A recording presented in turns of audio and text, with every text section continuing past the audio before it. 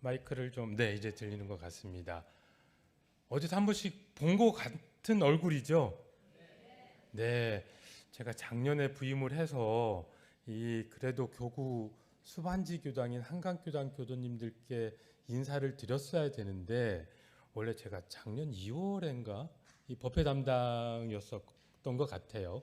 근데 그때 그 성가법회 늘 본다고 그때 설교의 타임을 놓치다 보니 1년이란 시간이 훅 흘러가 버렸습니다. 그리고 올해 우리 한강교당 교도님들과 함께 인사 나누는 시간을 맞이한 것 같습니다. 오히려 더 좋은 것 같아요. 1년의 기다림 속에 조금 더 서울 교구에 대해서 알아가지고 또 한강교당의 존재에 대한 감사심을 더 채워놓은 상태에서 한강교당 교도님들과 이야기 나눈 시간을 갖는다는 게 더 큰 은혜의 시간으로 다가오는 것 같습니다. 먼저 설교 말씀을 드리기 전에 오늘 뭐 해야 될 이야기가 많은 것 같아요. 네. 근데 그래도 저 교무님이 어떤 교무님인지 신분조사부터 해야 되잖아요. 그죠? 그냥 서울교구 사무국장이구나 이 정도만 아셔도 좋긴 한데 저 교무님이 어떻게 이렇게 살아왔고 어느 교당을 거쳐서 현재 서울교구 사무국장의 일을 맡고 있는지 신분조사 먼저 보고 드리도록 하겠습니다. 저는 전북 정읍이라는 시골 교당에서 출가를 했습니다. 고등학교 졸업하자마자 바로 출가를 해서 2년 동안 뭣도 모르는 가운데 그때 뭐 신신도 없었던 것 같아요. 2년 따라서 출가를 해서 대산종사님을 모시고 2년 동안 간사근무를 했습니다. 그리고 6년 동안의 수학과정을 거쳐서 원기 89년에 출가를 했습니다. 출가를 하고 약 6년 동안 충남 계룡교당에서 그때 한참 군종 승인을 얻기 위해서 시위도 하고 몰래 군 계룡대에 들어가서 법회도 보던 시절이었습니다. 6년 동안 계룡교당에서 학생법회, 군법회를 담당을 하다가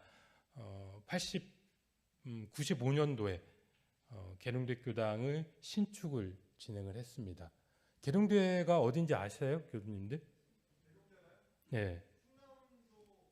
네. 충남에 있는 계룡시에 있는 계룡대 군부대입니다. 근데 뭐 서울에 국방부가 있긴 하지만 육군 참모총장, 해군 참모총장, 공무 참모총장 즉 전 3군의 수뇌부가 있는 부대가 바로 계룡대입니다.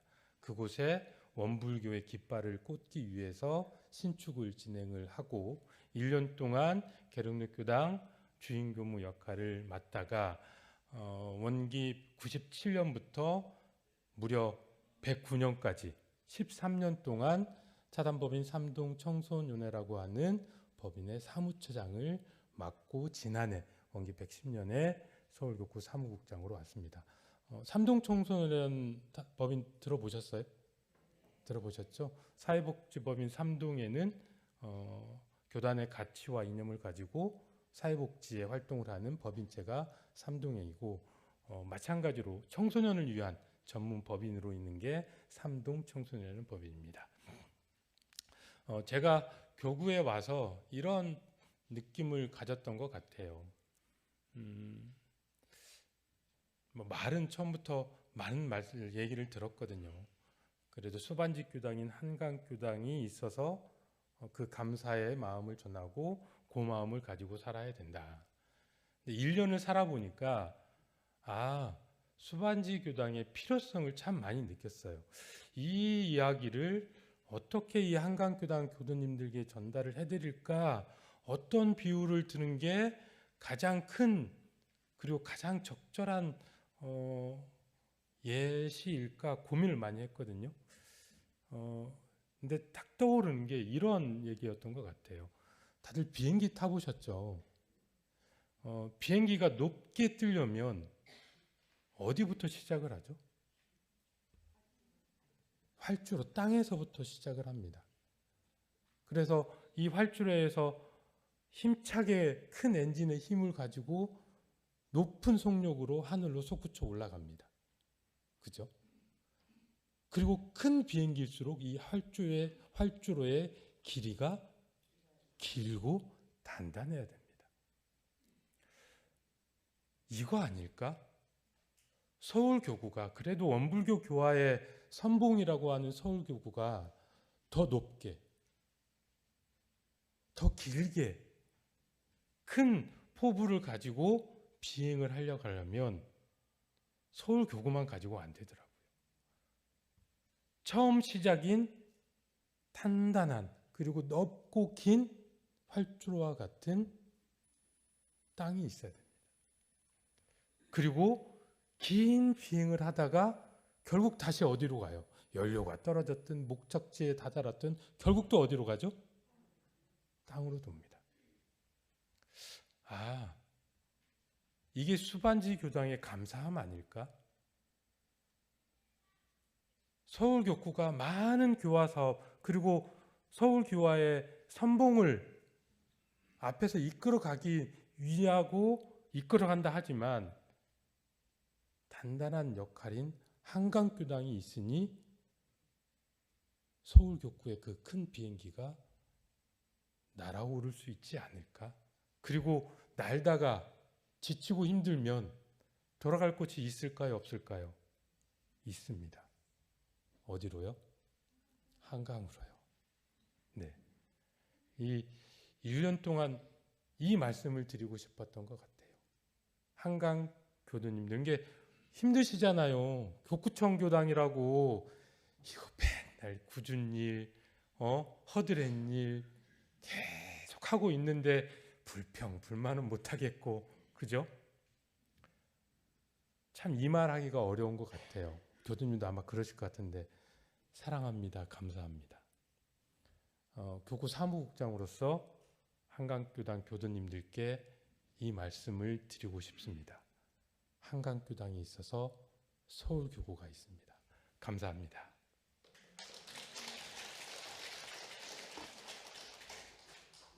항상 이 말씀을 드리고 싶었어요. 그리고 1년 살고 나니까 이게 그냥 그 접대용 멘트? 헛 얘기가 아니라 마음에서 느껴지고 우러난 이 감사의 이야기였던 것 같습니다. 등잔 밑이 어둡다고 서울교구가 다양한 교화정책 사업을 하고 있어요. 알고 계셔요? 네, 제가 오늘 그 오해와 진실이라는 설교 말씀을 드리기 전에 제가 또 언제 올릴 줄 모르잖아요. 네, 그렇기 때문에 서울교구 교화 이야기를, 그리고 서울교구가 어떠한 중심으로 흘러가고 있는지 다들 알고 계시지만 그래도 더 속 깊은 이야기를 한강교당 교도님들께 먼저 보고를 드리고 제 설교 이야기를 말씀을 드릴게요. 서울교구의 교화 정책 아시죠? 네, 아실 거예요. 네, 모이다입니다. 모이다. 모음, 이음, 다음이라는 서울교구 교화 정책을 가지고 서울교구는 교화를 꾸려나가고 있습니다. 모음은 교법정신 회복이라는 우리 하나된 마음을 모으자.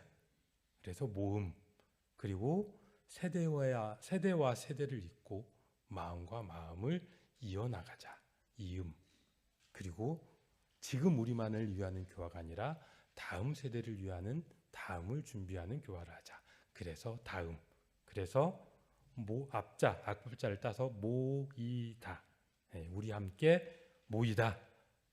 그래서 모이다라는 서울교구 정책을 가지고 수행하고 있습니다. 이건 다 알고 있었던 내용이에요. 그죠? 근데 이 내용 안에 과연 중요 정책들, 중요한 일들이 뭐가 있을까? 이 말씀을 좀 드려보도록 하겠습니다. 교화가 어려운 시기라고 합니다. 그죠? 이건 비단 원불교만의 이야기는 아니라고 합니다. 그래서 하타원 교구장님과 서울교구 교화기획위원회에서는 이 어려운 시기에 어떻게 살아남을까를 고민하면서 여기에 집중하지 않았습니다. 어떻게 살아남을까에 집중할 게 아니라 어떻게 다시 태어날까를 고민했습니다. 그래서 모이다의 정책을 가지고 교구의 교화 정책을 시작을 했고, 그 교화 정책 안에 중요한 3가지 키워드가 있습니다. 그게 바로 청년, 연대, 열린교화입니다. 청년교화, 연대교화, 열린교화입니다. 최근 출가 교도수가 감소하고 교도님들의 연령은 고령화되고 종교의 인구는 축소되고, 이것이 우리 교화의 현실입니다. 그래서 110이 이 하타원 모경희 교구장님의 중요 교화 중심에는 바로 미래를 세우자는 교화가 있습니다. 그 중심에 바로 청년교화가 있습니다. 이 청년교화는 단지 지금의 교화를, 우리가 신앙하고 수행하는 원불교의 지금을 방점 찍지 않고 내일을 방점 찍어서 내일의 주인공인 청년, 특히나 서울은 청년이 많은 도시죠. 부푼 희망의 꿈을 안고 모두가 모이는, 청년들이 모이는 도시가 바로 서울입니다. 이 서울에서 청년교화를 이렇게 세워야 된다. 그렇지 않으면 원불교의 미래는 점점 힘들어질 수 있다. 그래서 서울교화의 중심엔 바로 이 청년교화가 있습니다.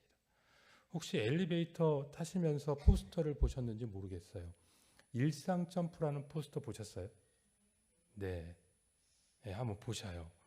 이게 뭐냐면 대종사님 교법의 현실적 수행, 그리고 자신의 삶들을 조금 더 한 단계 업그레이드 시키기 위한 상시 훈련과 정기 훈련을, 즉 삶을 변화시키는 거거든요.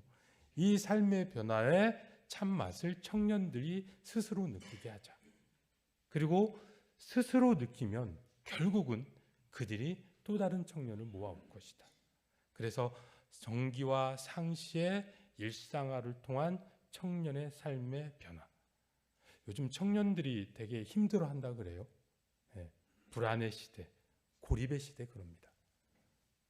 불안과 고립의 시대에 누구도 답을 주지 못하고 그 답을 어디에서 찾지 못하지만 원불교에서 그 해답과 그들의 행복한 삶에 도움을 주고자 이 일상점프의 프로그램이 있습니다. 두 번째는 청년교화의 다음 키워드, 두 번째는 바로 연대교화입니다. 이 연대교화는 이런 베이스에서 시작했던 것 같아요. 이제 교화는 한 교당만 자라는 교화의 시대는 지났다. 함께 자라는 교화의 시대를 우리는 준비해야 된다. 그러기 위해서 어떻게 해야 되냐?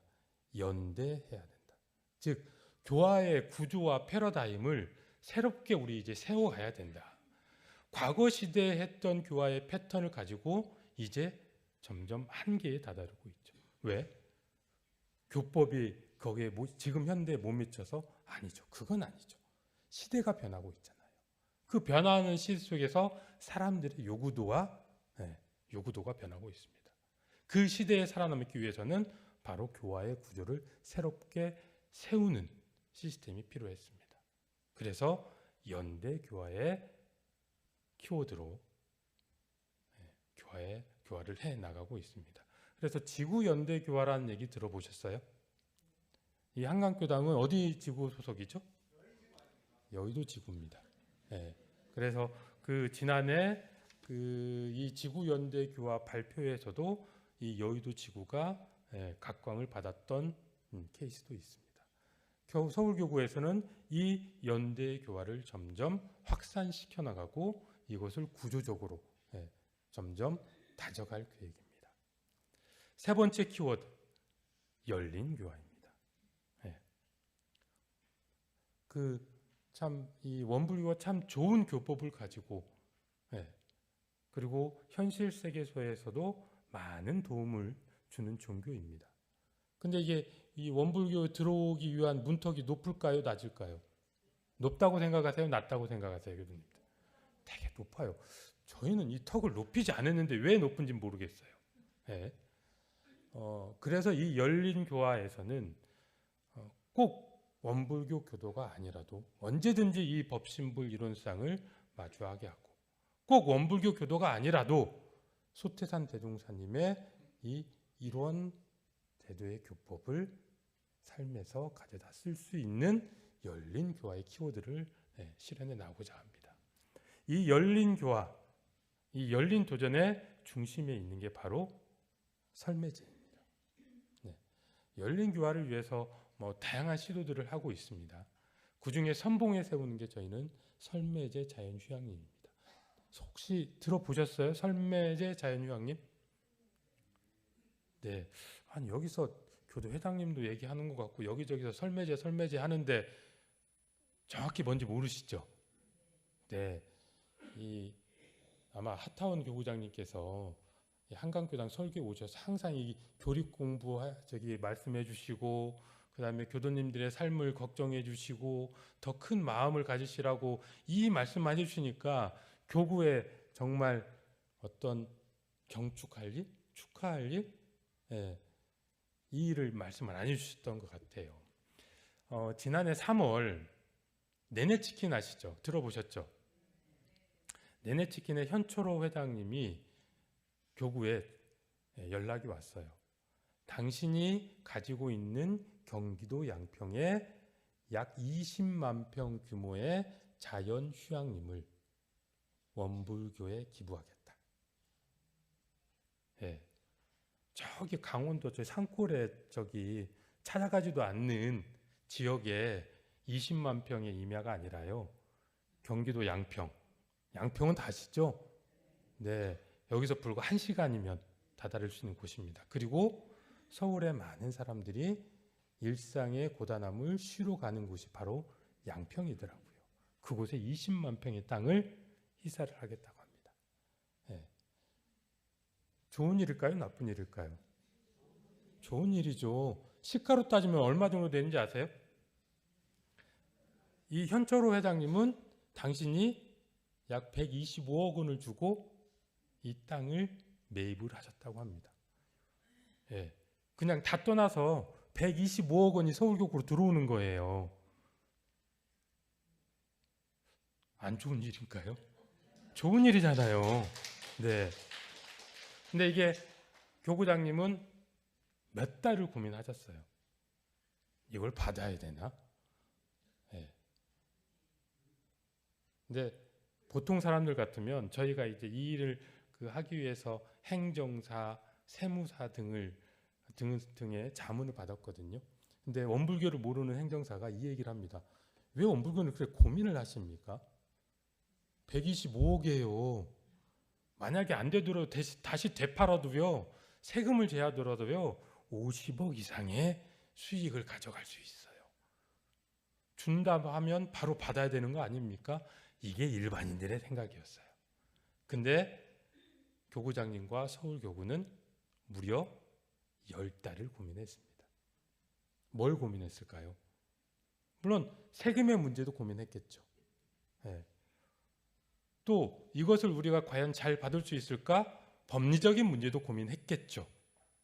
하지만 그 고민의 중심에 있었던 건 과연 이것을 우리가 잘 드러낼 수 있을까? 기부자의 의도가 잘 드러나게, 즉 기부자는 이 설매제 자연휴양림을 통해서 지친 사람들의 몸과 마음을 쉬어가는 곳을 만들고 싶다. 딱 이거였어요. 그 역할을 원불교가 잘해줄 수 있을 것 같다라는 거였습니다. 교도 아닙니다. 근데 입교는 하셨습니다. 은산, 법포도 나왔어요. 그 자세한 현초로 회장님과의 인연은 나중에 저에게 주어진 시간을 깎아먹기 때문에 나중에 교구장님을 통해서 말씀을 들으시면 좋을 것 같고요. 입교는 돼 있으나 실질적인 원불교 교도는 아닙니다. 그 마음을 내셨어요. 그래서 현초로 회장의 뜻을 잘 드러낼 수 있을까를 고민을 했고 어떻게 해야 될까를 고민했습니다. 그래서 그 방향을 수립을 하고 이 설매제 자연휴양림을 통해서 이 열린 교화의 정책을 실현해 가자. 즉 많은 사람들이 와서 그곳에 와서 명상도 하고 힐링도 하고 곳곳에 숨어 있는 소태산 대종사님의 가르침을 통해서 사람들의 마음을 쉬어가게 해주자. 그리고 그 사람들이 이게 여기가 원불교가 운영하는 것이구나. 원불교의 가치와 원불교의 가르침을 잠깐 맛봤는데 이렇게 편안하구나. 네. 자연휴양림에 정말 많은 1년에 몇만 명이 다녀갑니다. 이 몇만 명의 사람들이 간접적으로 원불교를 체험하고 가는 겁니다. 턱이 낮죠. 네, 턱이 낮죠. 그래서 이곳을 통해서 열린 교화의 장을 실현해 나갈 계획입니다. 잘 될 수 있을까요? 네, 교도님들이 마음 모아주시고 기원해 주셔야 돼요. 네, 몇몇 머리 좋은 사람들이 막 기획해서 되는 일보다 그 기획이 잘 될 수 있게 이게 원불교의 힘이거든요. 마음을 하나로 모아주는 거. 설매제 자연휴양림이 아마 단기적으로는 모르겠지만 중장기적으로 서울교화의 역할에 큰 효자 역할을 할 거라고 생각이 됩니다. 마음 모아 주실 거죠? 네, 한강이 먼저 마음 모아 주셔야 돼요. 네. 물론 여러 가지 어려움이 있지만 아마 교구장님이 어깨가 무거우실 거예요. 그래서 저 교구장님 모습 보면서 서울 교구장 아무나 하는 거 아니구나. 네, 항상 그 무게를 안고 사셔요. 그리고 항상 기도하시고 사시는 것 같아요. 믿어 의심치 않습니다. 이 설매제 자연휴양림 그리고 이 이전에 말씀드린 청년교화 그리고 연대교화 이 열린교화는 꼭 저는 성공을 이루어낼 거라고 봅니다. 아니요, 꼭 성공해내야 됩니다. 그래야 원불교 교화의 미래가 있을 거라고 생각됩니다. 교구 교화 구조 개선 TF의 내용이든지 혹은 구타운 이공주 선진가 취득에 따른 이곳을 어떻게 성적지로 잘 살려나갈지 활용해 나갈지에 다양한 서울교구의 과제들이 있습니다. 이 부분들은 다양한 이 매체를 통해서 더욱 교도님들과 가까이 다가갈 수 있도록 하겠습니다. 네, 더 말씀드리고 싶은데요. 이 서울교구 얘기만 하다 보면 제가 오늘 이 회보에 실은 오해와 진실의 이야기를 못 드릴 것 같아서 서울교구의 교화 이야기는 이 정도로 마치도록 하겠습니다. 회보에 설교의 제목이 뭐라고 나와 있어요? 오해와 진실입니다. 뭐가 있겠구나. 네, 생각을 하셨죠? 네, 무거운 얘기 아닙니다.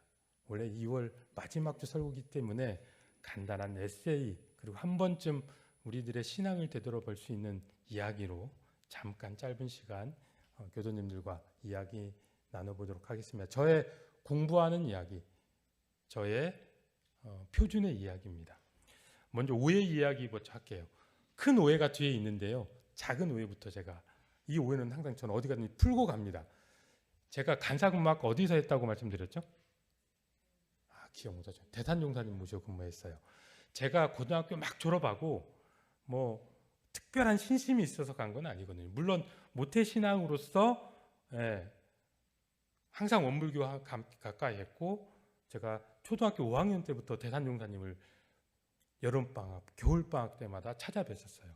그래서 10일, 20일 동안 항상 조실에서 머물었던 그 인연으로 출가까지 이어지게 됐는데 고등학교 막 졸업하고 이 조실에 딱 들어갔는데 그때는 대산종사님께서 건강이 아주 안 좋으실 때였어요. 막 종법사위 마지막 종법사위 그 다음에 종법사위를 내려놓고 상사로 올라가셨던 그 시기에 제가 간사 근무를 했는데 건강이 안 좋으시다 보니까 항상 모시고 자는 시자가 필요했어요. 바로 옆방에서 모시고 자는 게 아니라 넓은 방에서 커튼 하나 딱 치고 이쪽에는 대산종사님이 이쪽엔 시자가 모시고 잤었어요. 거의 저녁에 모시고 자는 역할은 간사가 했습니다. 근데 이 조실의 근무가 많이 고단하고 힘들었었어요. 낮에 풀베지, 돌나르지, 장작배지 막 너무 피곤했던 거죠. 근데 이제 그 옆에서 모시고 잘 때 대산용사님께서 그 화장실을 가시거나 혹은 누워서 기도하시거나 혹은 당신이 필요한 게 있을 때 시자를 불러요. 처음에는 야 부르셔요. 예, 피곤하지 않을 때는 그 소리를 듣죠. 잠결에도. 네, 달려갔죠. 그러면 화장실을 간다든지 아니면 항상 아마 밤새 주무시다가도 우리 기원문교로 아시죠? 일상원, 중도원, 시방원, 이걸 밤새 한 5번 이상은 항상 기도하셨던 것 같아요. 그 기도를 하시러 매일 불렀는데 처음에 야야 하다가 저희들이 피곤하니까 못 들어요. 못 깨어나잖아요. 그랬더니까 쓰는 방편이 뭐였냐면 목탁을 치셔요. 야야, 당신이 기분이 없으니까 목소리가 작잖아요. 이게 침상 옆에 목탁을 두고 똑똑똑 쳐요. 목탁 소리 크잖아요. 그러니까 깨어났죠. 근데 한 1년 넘었을까? 이건 진짜 이게 오해입니다. 누군가 이 목탁 소리가 크잖아요. 이 큰 목탁 소리가 시끄러웠는지 목탁 안에 저기 어딨죠? 이 목탁 가운데다가 휴지를 꽉 채워넣었어요. 그렇게 하고 그것도 모자라서 목탁에 이게 벌어진 나무 틈이 있잖아요. 거기다가 스카치 테이프를 딱 묶었어요. 그럼 목탁 소리가 날까요, 안 날까요? 안 나요. 근데 저도 몰랐던 얘기거든요. 근데 어느 순간 저거 홍도천이, 게으른 홍도천이가 이 소리가 듣기 싫어서 목탁 안에다가 휴지 집어넣고 스카치 테이프로 막아놨다. 저는 한 적이 없습니다. 이건 정말 큰 오해입니다. 아직도 조실에 살았던 교무님들, 그리고 조실에 그 커다란 이 시자의 뭐라 그러죠? 배은망덕한 불효의 행위 중에 1순위에 올라와 있는 게 이 사건입니다. 그 사건의 주범이 홍도천이랍니다. 아닙니다. 오해입니다. 네, 오해입니다. 물론 제가 사고는 치긴 했어요, 한번. 네, 그 대산용사님 온돌 있죠, 온돌. 저녁마다 장작을 떼고 주무세요. 근데 제가 사고 친 게 뭐가 있냐면 이 장작을 저녁에 한번 떼고 또 새벽에 한번 2번 떼요. 식잖아요. 근데 그 철없을 때 생각에 이 2번 떼기 너무 귀찮은 거예요. 저녁에 5개만 떼면 되거든요. 그리고 새벽에 3개 정도만 떼면 돼요. 이거 8개 떼면 안 될까? 네. 그래서 8개를 뗐습니다. 어떻게 됐을까요? 뜨거웠겠죠. 근데 대산용사님은 두꺼운 요를 이만큼 이렇게 두꺼운 요를 깔고 주무시기 때문에 덥긴 하셨을 거예요. 근데 이 장판이 뭐였냐면 한지 장판이었어요. 주무축이 잠을 자고 있는데 어제 탄 냄새가 나는 거예요. 장판이 새까맣게 탔습니다. 네, 이건 진실입니다. 제가 했습니다. 네. 하여튼 그 작은 오해, 풀어갈 오해는 먼저 교도님들께 이거 목탁 사건은 제가 아닙니다. 혹시나 어디 가면서 이 조실의 오해, 이 사건의 불효의 사건의 이야기에 홍돈천이 얘기가 나오면 꼭 그거 아니랍니다라고 해명을 해주시기 바랍니다.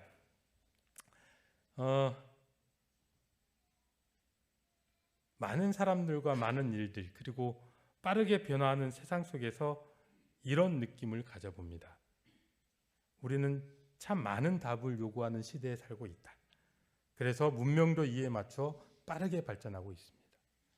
궁금한 것이 있으면 검색하면 되고 전문가의 의견도 금방 찾을 수 있습니다. 더구나 요즘엔 챗GPT, 제미나이 등 논리 정연하게 이 답까지 정리해 줍니다. 편한 시대죠. 근데 이렇게 반문해 봅니다. 답은 넘쳐나는데 우리들의 마음은 편해졌을까요? 편해지셨을까요? 네. 정보는 많았지만 마음은 오히려 더 복잡해졌습니다. 선택지는 많아졌지만 결정은 더 어려워졌습니다. 우리는 늘 묻습니다. 왜 이렇게 힘든 걸까요? 삶이 왜 이렇게 힘든 걸까요? 어떻게 해야 되는 걸까요? 이 선택이 맞는 것일까요? 그리고 누군가가 정확하게 이것이 정답입니다라는 답을 해주길 바라고 있습니다. 세상이 그렇게 변했으니까. 저 역시도 그랬던 것 같아요. 진짜 오해의 일입니다. 제가 고3 때 졸업하고 바로 대산종사님 모시러 간사근무 들어갔다고 했잖아요. 뭘 알았겠어요. 아무것도 몰랐거든요. 딱 들어가 보니까 정말 힘들었어요. 낮에는 지금 영모묘원 그 왕궁 조실 아세요? 예, 지금 거기 다 정리되어 있잖아요. 옛날에는 거기 숲에다가 막 온갖 돌에다가 그랬거든요. 맨날 돌 치우고 편하게 고등학교까지 공부만 하고 살았거든요. 예, 근데 맨날 가서 돌 치워, 맨날 풀베. 또 그때 대단용사님이 그 해수욕을, 피부가 안 좋으셔서 해수욕을 하셔야 됐거든요. 해수욕탕을 이 조실 저기 그 조실 위쪽에 해수욕탕을 만들어서 이 해수욕탕을 하셨거든요. 그럼 해수욕탕을 만들어 또 집 짓는다고 위에 식당을 지어 왜 이렇게 힘든 거예요? 그 힘들면 이 생리적 변화가 있죠. 정말 힘들면 뭘 본다 그래요? 혈변 본다 그러죠. 진짜 혈변 보더라고요. 뭣도 모르고 갔다 그랬잖아요. 이 혈변을 보는데 너무 힘든 거예요. 그래서 이게 진짜 내가 선택한 길이 맞을까?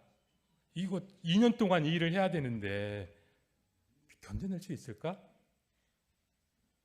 결심을 했죠.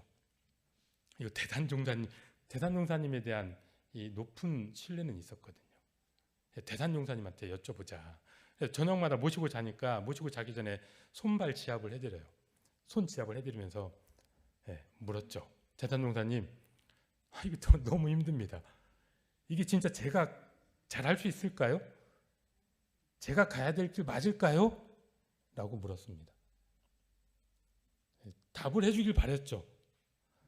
근데 대사정사님께서 아 그러냐? 힘드냐? 딱 이 말씀을 해주셔요. 근데 그 뒤로 답이 없으세요. 아 바로 즉답하기가 어려우신가 보다. 당신이 좀만 생각하시겠지. 제가 어떻게 해야 될까요? 어떻게 해야 될까요? 물었어요. 계속. 아무 답이 없어요. 그래서 그날은 그렇게 지나갔어요. 며칠 고민하시나 보다. 언젠가 답해 주시겠지. 하루가 지나고 이틀이 지나고 일주일이 지나고 한 달이 지나도 답을 해주시지 않으십니다. 그리고 1년, 2년이 지났습니다. 제가 답을 들었을까요? 듣지 못했을까요? 듣지 못했습니다. 그 철없을 때는 대산용사님께서 나를 어떻게든 출가시키려고 답을 회피하시는구나. 왜 답을 안 해주시지? 오해를 했습니다. 그리고 저를 볼 때마다 둘이 있을 때마다 그냥 지긋지 바라보셔요. 그리고 옅은 미소로 바라보셨습니다. 그땐 정말 답답했습니다. 답을 주시면 좋을 텐데 한마디만 해주시면 좋을 텐데 그때는 오해였습니다. 근데 진실은 뭐였을까요? 답을 회피하신 게 아니셨더라고요. 저에 대해 관심이 없으셨던 게 아니었습니다. 이제 철들어 보니까요. 그때를 생각해 보면 그건 깊은 자비였습니다. 아마 그때 대산종사님께서 답을 해주셨다면 저는 편안했을지 모르겠습니다. 하지만 제 마음을 깊이 바라보지는 못했을 겁니다. 답을 기다리는 동안 대산종사의 그 침묵은 나를 돌아보는 힘이었습니다. 저를 깊게 하는 시간이었습니다. 가르침은 또는 물음에 대한 답은 소리로 말로만 전해지는 것이 아니었던 것 같습니다. 깨달음은 신앙의 답은 우리의 기도에 대한 이 법신불의 답은 소리로 전해지는 게 아닌 것 같습니다. 가장 깊은 답은 말이 없음입니다. 저는 그때 대산종사님께 큰 가르침을 배웠던 것 같습니다.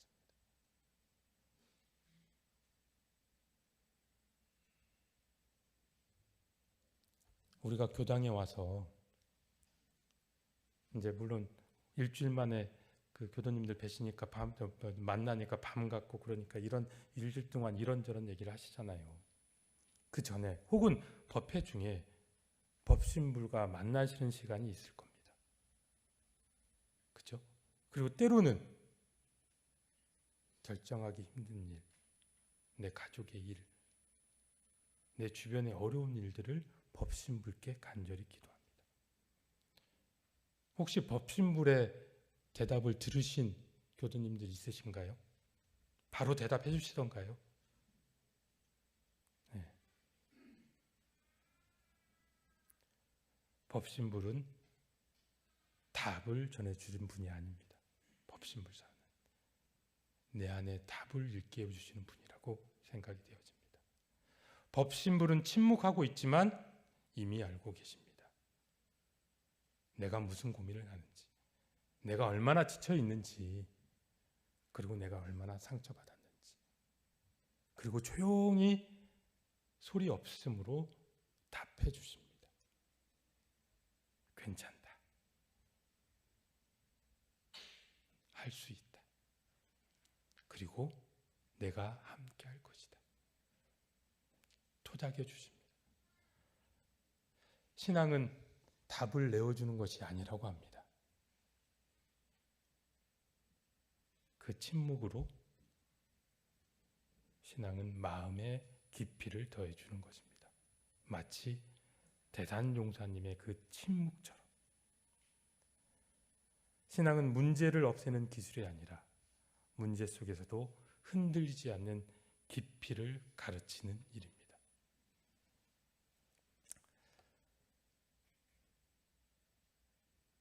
답을 빨리 얻는 사람보다 침묵을 견디는 사람이 더 깊은 신앙인이라고 대동경 선해록에 말씀하셨습니다. 네. 오늘 우리는 교당에 온 것은 답을 얻기 위해 온 것은 아닌 것 같아요. 그죠? 잠시 멈추기 위해서 이곳에 오셨습니다.